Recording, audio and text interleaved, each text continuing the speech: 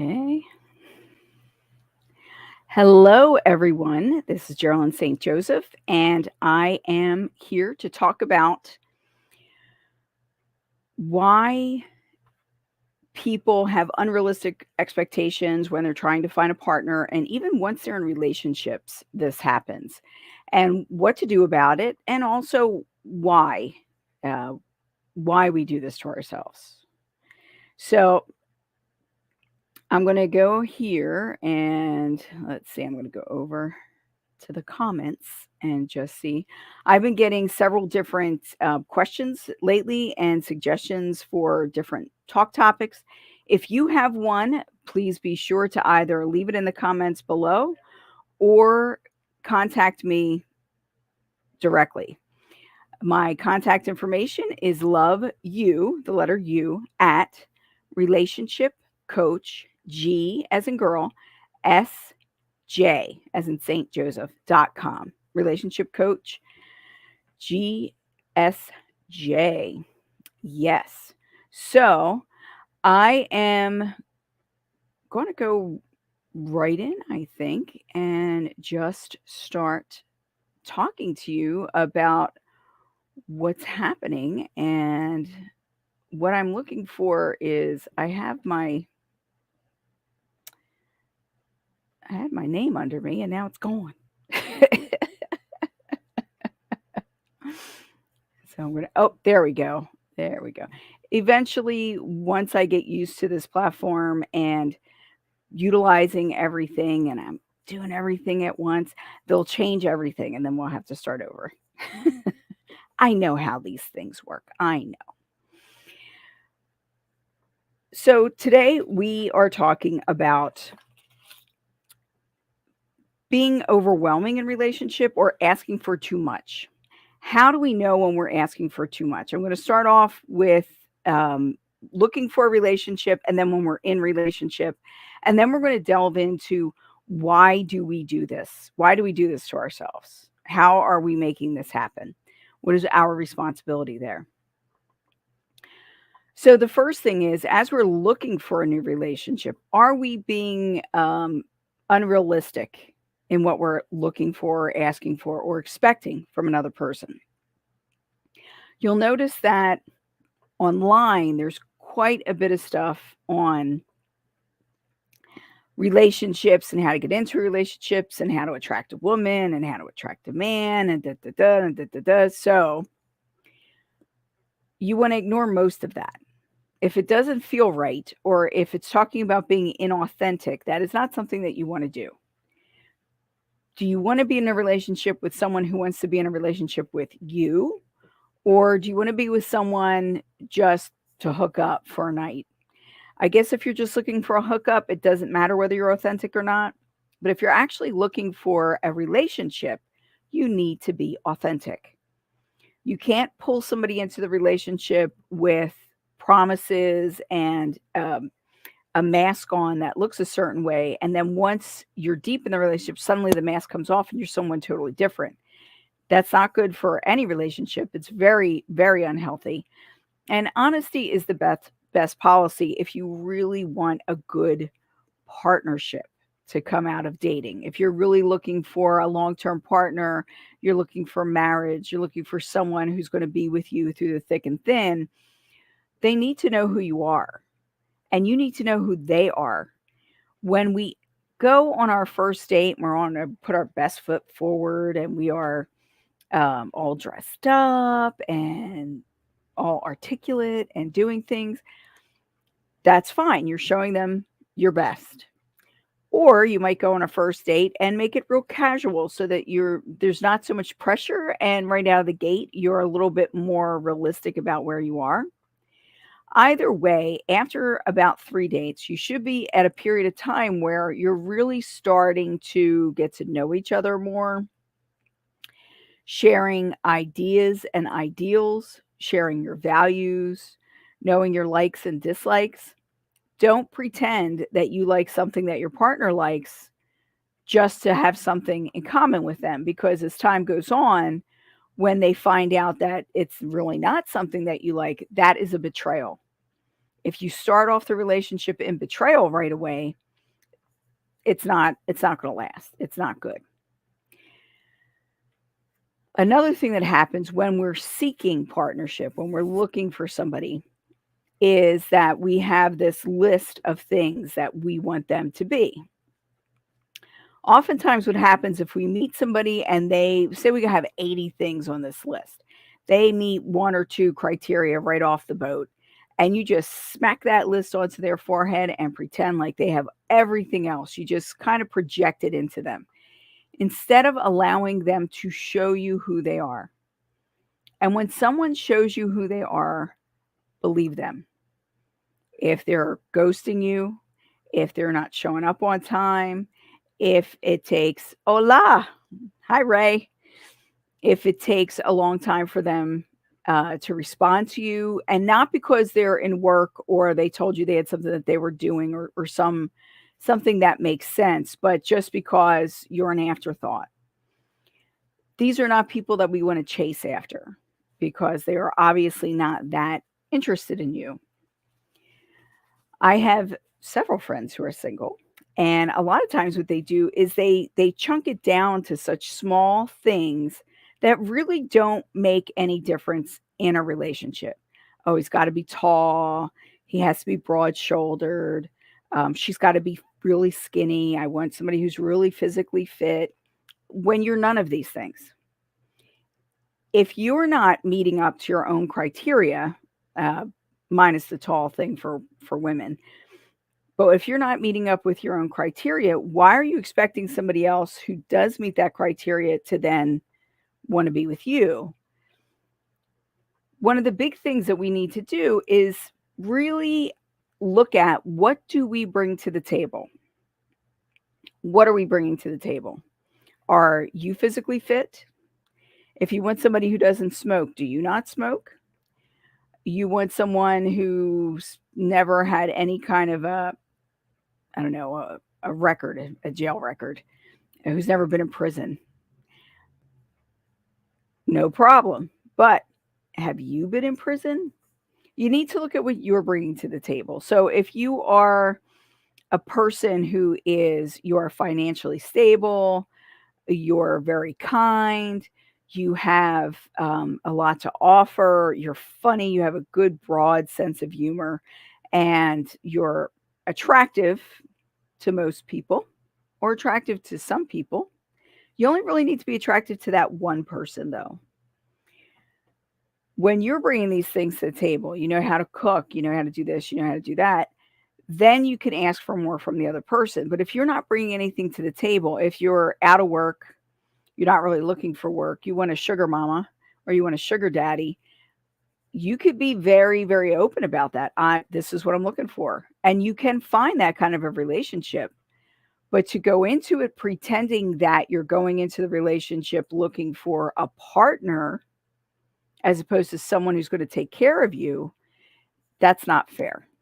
And that will not work in the long term because the other person will get tired of being used at some point. Another thing that I see is that when people are going on these dating sites and whatnot, or even just looking for a partner, like I said, they're so minute with these things that they want. I have a friend who complains because when we go places and we do things, she's like, "Well, I want to meet a man between this age and this age," and it's like, "Well, there's nothing out there that's that.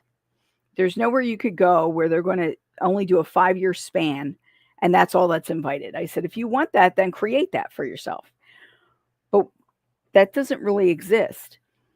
And does it really make a difference if somebody's a year older than you or a year younger than you? Once we get older, it doesn't really make a difference. And even in our 20s, sometimes I've met 22-year-olds who are more mature than some of the 29-year-olds I've met. So maturity means a lot more than numerical age. When we're putting our profiles together to go online and look for a partner, and when we're stating what we're looking for, be honest about what you're looking for. I notice that a lot of people will put things like, "Oh, we'll just see where it goes," when they actually are looking for a long-term relationship, when you're putting "we'll just see where it goes," that means you don't really care whether you get into a long-term relationship, not that that's where you want things to end up. And it's understood that person knows when they're calling you for the first date that it's not gonna be immediate insta relationship. Insta relationship is also a problem. That's being unrealistic, thinking that because you're talking to someone that they're only talking to you, especially if you haven't met them. When you haven't met them in person, when you're not talking, when you're only texting back and forth, that is not a relationship. There is nothing in that relationship that says that you're exclusive. And even when you do start dating, don't expect that the other person is only dating you, just like they don't expect that you are only dating them. That is a conversation to have. We know we're unrealistic in what we're seeking when a few things happen. One is that all of our friends and family are telling us that we are very unrealistic.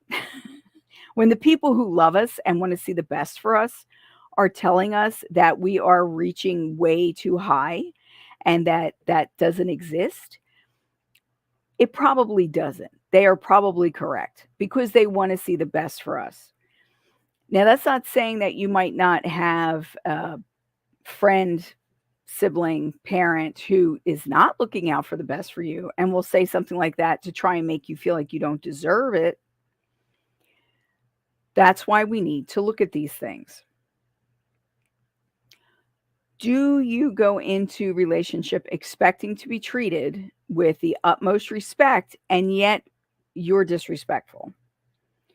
It's give and take. A relationship is when two people are interacting with one another. One of the key interactions, one of the things that from the onset you need to really work on and make sure is healthy is your communication.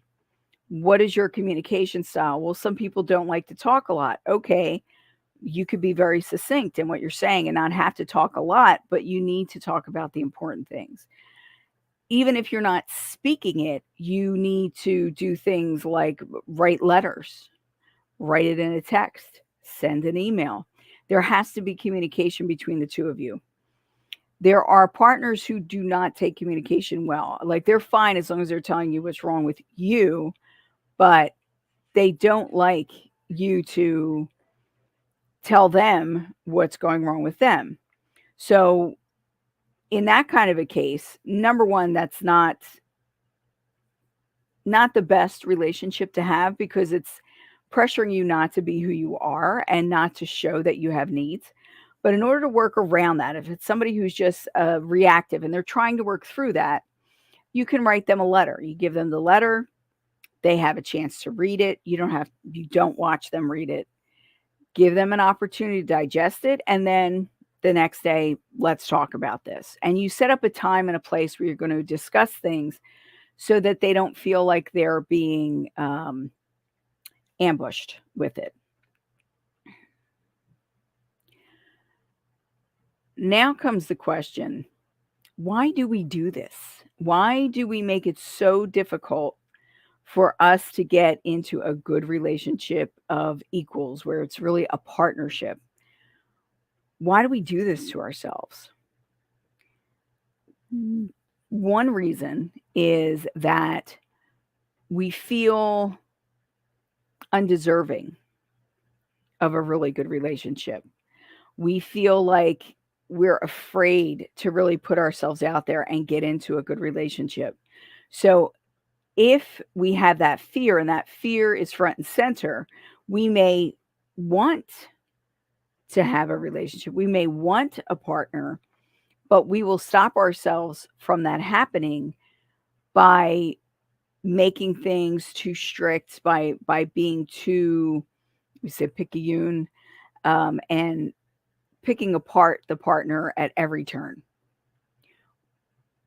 We do this to protect ourselves. Oftentimes, when we've been hurt in relationship, it's something that we want to strive for. We want a healthy relationship, but we may not know how to have a healthy relationship. So what we do is we keep everybody at arm's length and we don't allow the relationship to develop. Oftentimes, we don't even allow ourselves the option of dating or just getting to know several different people. We will isolate oftentimes when we're hurt like that.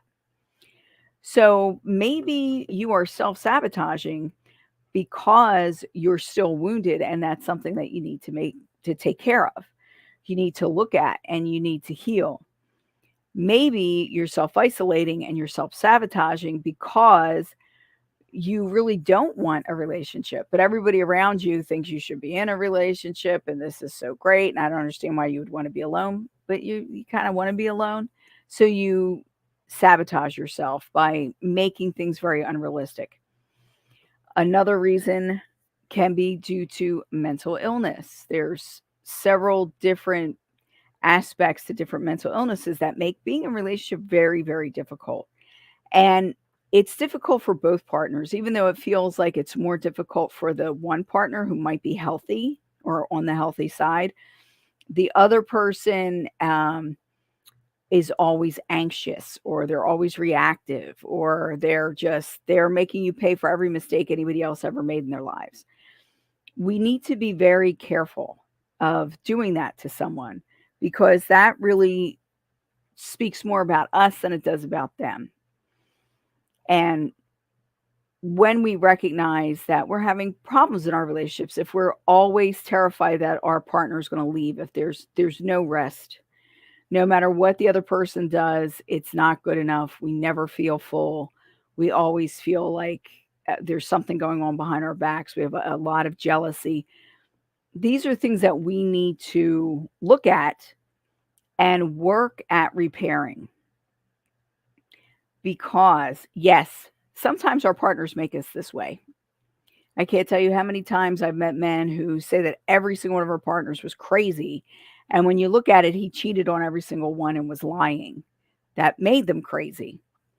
We're not talking about that. We're talking about if you know that in your relationships, and it's not just your romantic relationship necessarily that this is happening in, that everyone around you feels like they're walking on eggshells. Everybody around you needs to cater to your needs, like you're the queen or you're the king, and everybody around you is just there to serve you. There's no real connection there. That's not healthy and it's not comfortable. A good relationship, a healthy relationship should be comfortable. Another reason why you do this, you set these unrealistic expectations, is because you're listening to too many people. You're watching online all these different alpha males and alpha females talk about, you're a queen or you're a king and you need this and you need that and how you should be respected. But they don't talk about the flip side, which is how you need to respect the other person also in order to get that. Being a real queen means that you serve your people as much as they serve you. It's not one sided. So these are all the things that you need to look at when you're looking for a relationship, when you're in a relationship, and you need to really, really delve deep inside yourself to figure out, where am I broken? What do I need to fix? What do I need to work on? And when we do this, then and only then can we move forward and find a healthy relationship. Or if we're in a relationship, only once we've worked on ourselves and we've matched our partner's healthy energy, not matched it if it's not healthy, but if they have healthy energy, we want to be secure and relaxed and authentic in relationship. That's really important. I'm going to sign off. This is Geralyn St. Joseph. I am a relationship empowerment coach. I can help you have the best relationship with yourself. I can also help you have better relationships with everyone around you. I believe it is possible. My website is Relationship Coach, G as in girl, S as in Saint, J as in Joseph, relationship coach, gsj.com. Contact me if you'd like to learn more. Please subscribe, and I will see you again soon. Mahalo.